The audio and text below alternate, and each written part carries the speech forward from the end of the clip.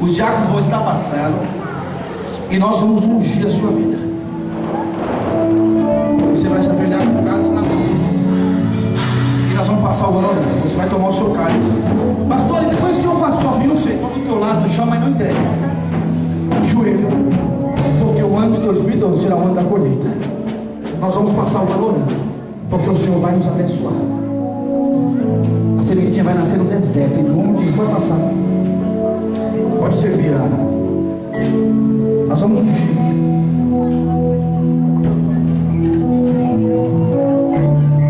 Você pega o seu cálice, você vai ajoelhando. Você que não pode ajoelhar, senta.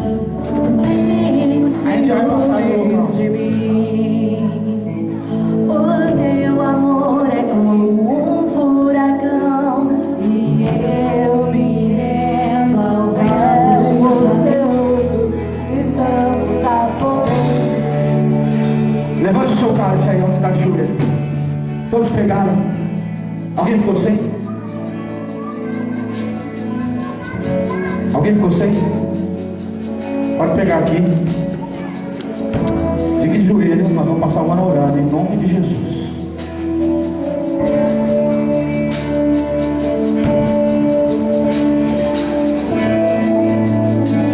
Aleluia, aleluia. Senhor, nós consagramos, ó Pai, este pão, Senhor. Nós consagramos, Senhor, este cálice que agora vai representar, ó Pai, o teu sangue e o teu corpo, que foi partido por nós. Obrigado, Senhor, porque o Senhor não morreu para condenar o mundo, mas o Senhor morreu para nos salvar. E é por isso que nós estamos aqui, Senhor. Então nós consagramos, Senhor, este pão. E nós consagramos, Senhor, este cálice, Pai, em nome de Jesus, em nome de Jesus. Senhor, pelo ano de 2011, porque o Senhor morreu para abençoar o ano de 2011, que o seu sangue derramou sobre nós no ano de 2011. E nós estamos aqui, Senhor, atravessando o ano de 2011 para o ano de 2012, participando da tua ceia. Oh, que privilégio!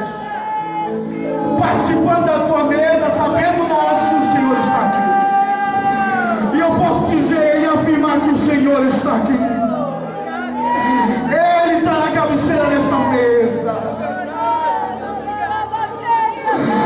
Obrigado, Senhor, por cada chicotada, por cada sangue derramado. Obrigado. Participe do corpo.